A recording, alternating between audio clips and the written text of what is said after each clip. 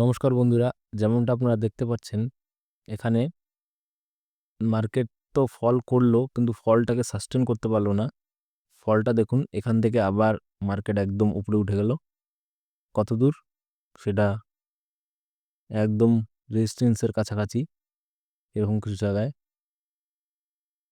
এরকম জায়গায় এখন মার্কেট এখানে দেখতে হবে যে কি করে, কিন্তু এখানে এখানে দেখুন এই সমস্ত প্লেসে এখানে যে বাইংগুলো হয়েছে এখানে রিটেলাররা এখানে এন্ট্রি নিতে পারবে না। এখানে শুধু এখানে ইনস্টিটিউট বাইং হয়েছে এই সমস্ত প্লেসে। এই সমস্ত প্লেসে এখানে এখানে শুধু ইনস্টিটিউটরা বাই করেছে, কারণ দেখুন এখানে যারা যারা বাই করেছিল তাদেরকে মার্কেট কাটতে কাটতে উপরে গেছে।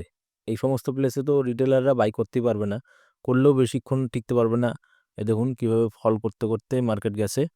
তো এখানে ভালো ধরনের ইনস্টিটিউট বাইং হয়েছে, যার জন্য এখন মার্কেটের ভিউ বর্তমান বুলিশ রাখতে হবে।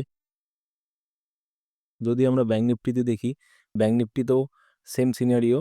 দেখুন এখানে ফল করলো, ফল করে এখানে 53,000-এর লেভেল ছিল।